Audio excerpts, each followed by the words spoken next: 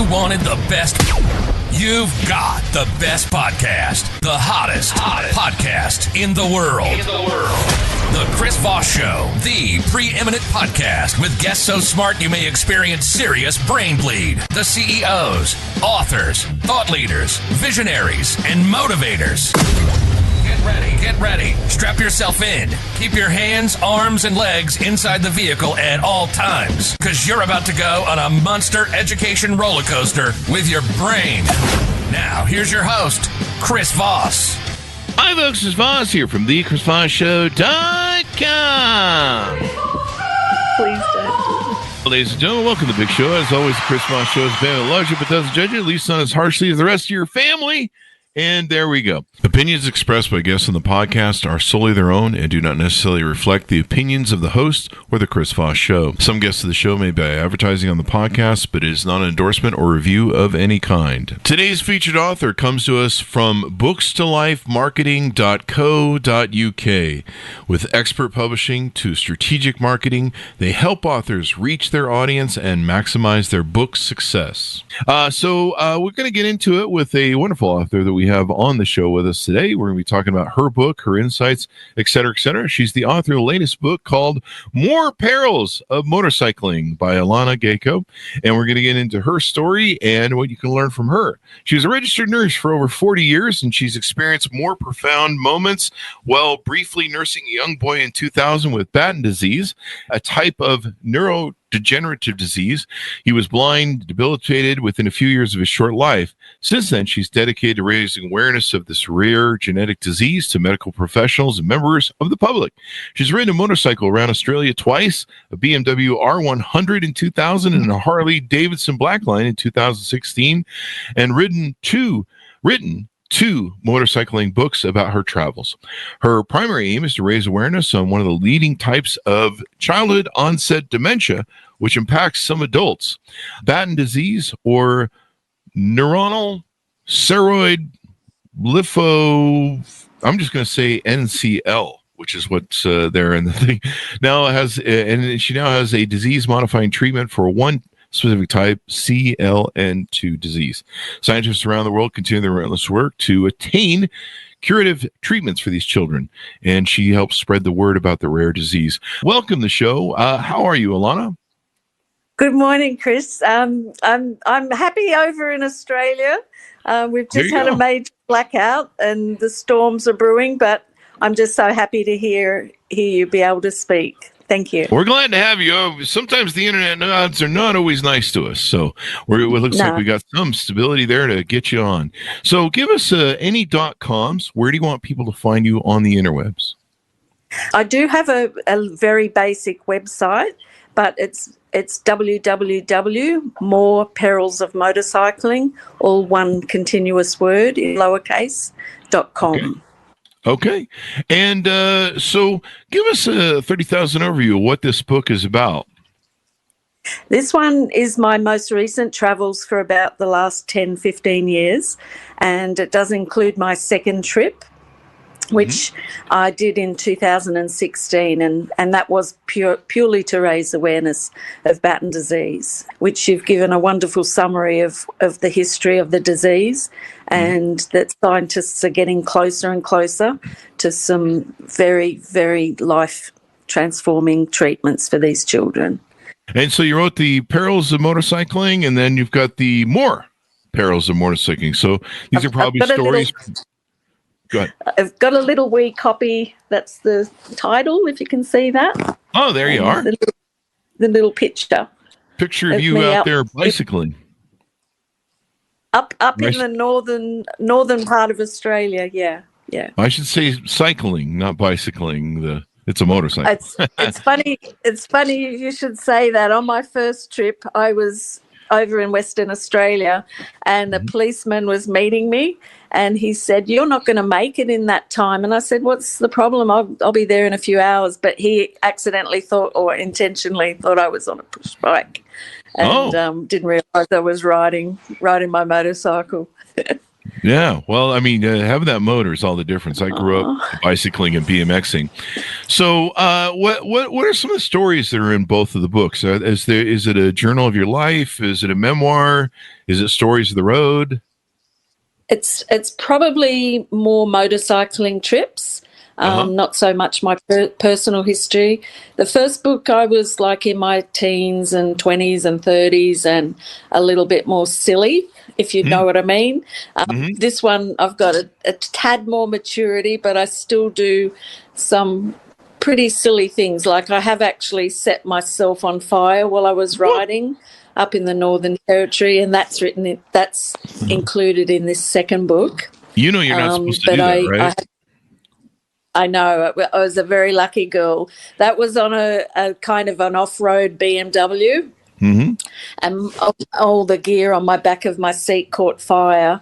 Oh, And wow. I didn't know for quite a while, like quite a few kilometres, and I actually caused a bushfire on down the highway. But survived to tell the tale, so that's a good one. You survived to tell the tale, as they would say. I don't know why I'm doing a Bill Cosby on that, but it kind of sounds. I don't know why. Yeah.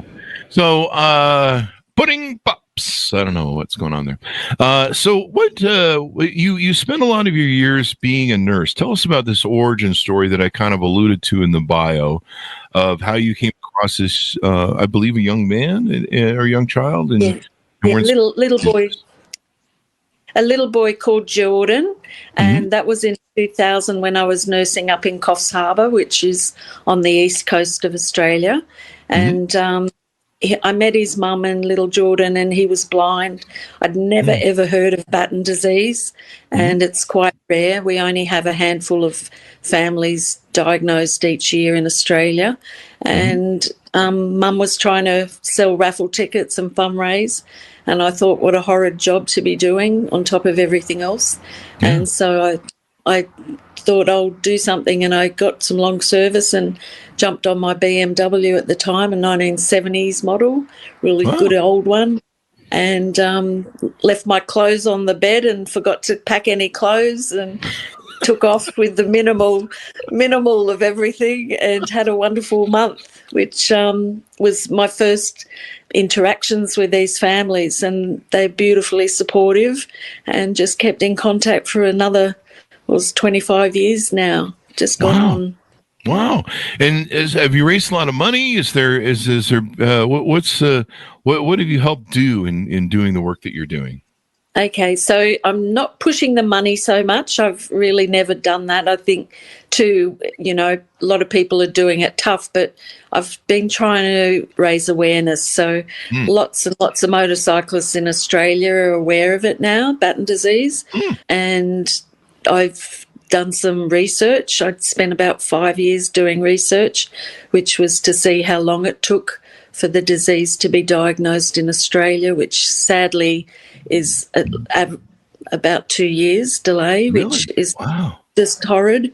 And then the way I get it out there is through my book or having chats to people and talking to nurses and doctors, because still many of us aren't aware that children get dementia, which is just hideous Yeah. that it happens, Yeah. and hideous that we need to make moves with treatments.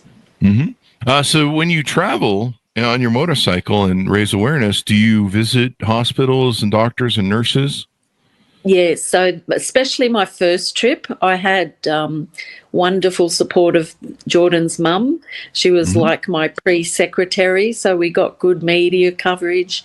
But I would drop into hospitals and give little chats and, introduce myself around through the traps.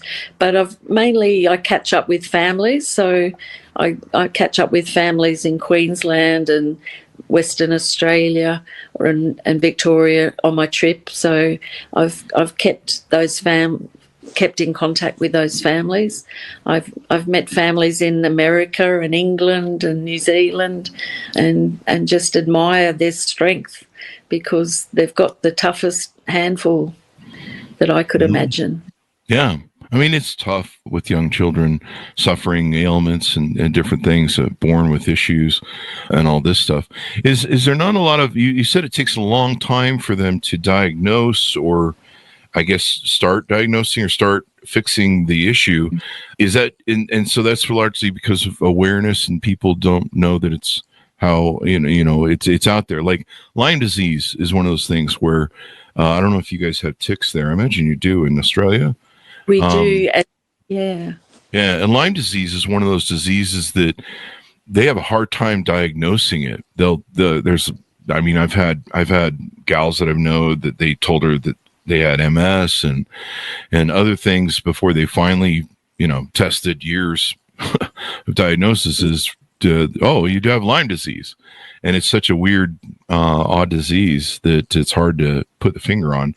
Is it something like that, I guess, that people just don't understand? Absolutely. And it's like I can remember nursing in emergency when people possibly came in with Lyme disease, and there was that hideous period where doctors didn't believe the patients. Oh, wow.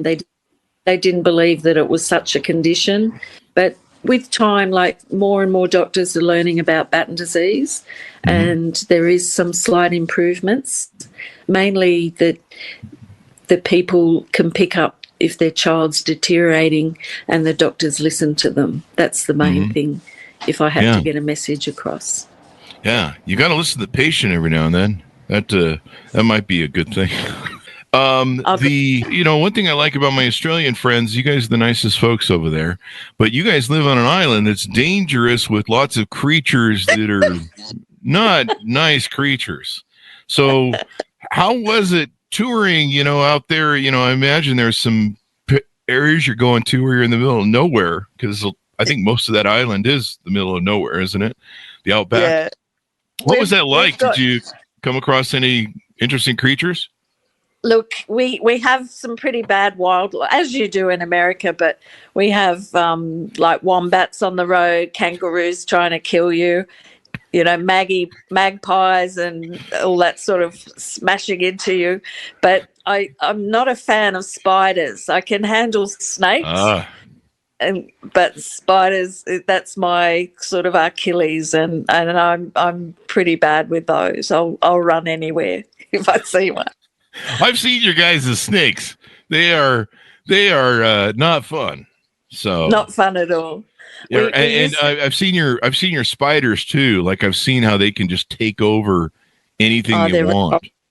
Revolting, and one of them, they can actually still live in the water, which is repulsive. But you're trying to drink out of the water, and just wait for you, have a munch on you. Really? So if you try to take a bath in a river or something while you're on the road out in the middle of nowhere, mainly the pools, the swimming pools, and really? they just kind of sit in a little air pocket and wait for you. They're waiting for me. In a swimming pool? Like this is a corn? Yeah. Oh, jeez! Wow. Pretty tough, but I did work with a lot of New Zealand doctors, and they've got quite a clear line of no nasty spiders and snakes. So when they came to work in emergency, it was a big learning curve for them. Yeah, I've seen your guys' crazy spiders and all that stuff, and yeah, that one. You definitely, I don't know. I just wear a giant hazmat suit if I toured around the country and stuff. So that's what I would take and do. So can you still hear me? Yep, good now. So what do you hope people come away with as they read your book and get involved in it? Mainly, I wanted to point out that you don't have to be a motorcyclist to enjoy my book. There are people that have not even an inkling interest in bikes, but they still enjoy it. And I want to raise awareness of Batten disease, but it's a really tough call to get any media coverage, possibly because it's a life-limiting disease. But I just want people to listen to these families. There's a beautiful little family up on Vancouver Island in Canada, Charlie, with a unusual spelling, like female spelling. And I just want people to read up on these families and see if there's any way they can help them. The scientists are working their butts off, like for decades and decades. They're very, very close to some wonderful treatments. And the earlier these kids get diagnosed, the earlier they are going to get access to these treatments that are coming out. So there you go. I just want to thank the scientists. Really important. Clever people. Yeah. Well, and I hope people get a bit of love with my book. What's the future of what's the future? Do you have any more books coming out? Any more touring you're going to be doing? I probably won't do another book. I think that might be my last one, but I'm hoping something lovely comes out of it, that people will listen a little bit more. People might be interested to find out about the families, especially in Australia, and that if it gets out there in the public, that there'll be somebody that'll go, look, we can help in this such and such a way, and then at the same time, the scientists are working on treatments, and they'll get a better life while, you know, it may extend their life and make it less tough for these families, I suppose. That's my hope. That's really important to take and have that happen. People can order your book. As we go out, give us your final .coms and where people can find out more about you on the interwebs. Okay, so More Perils of Motorcycling, just in lowercase, one word, at .com is my little basic website. But if you go to Amazon, either just .com if you're in the US, or .com.au if you're in Australia or other countries. And just if you order it, the main thing which I probably haven't stressed is all the profits go to the Batten Disease Association in Australia. And what they do is they've donated or allocated at least $1 million in research funds for scientists in America, England, New Zealand, Australia, and so the money gets shared around the globe, and so that's what I'm kind of hoping, that people will buy a book, and that will help in the long run. Well, that's definitely good to have. Thank you very much for coming on the show. We really appreciate it, Alanna. Thank you. I really appreciate talking to you, Chris. Thank you so much. Cheers. Bye-bye. Thank you. Cheers. And order of the book wherever fine books are sold, folks. It's called More Perils of Motorcycling by Alanna Gayko. You can find it on Amazon, wherever fine books are sold, out June 26, 2024. Thanks so much for tuning in. Go to goodreads.com/Chris Voss, linkedin.com/Chris Voss, Chris Voss1 on the TikTokity and all those crazy places on the internet. Be good to each other. Stay safe. We'll see you guys next time. And that should have us out. Thank you.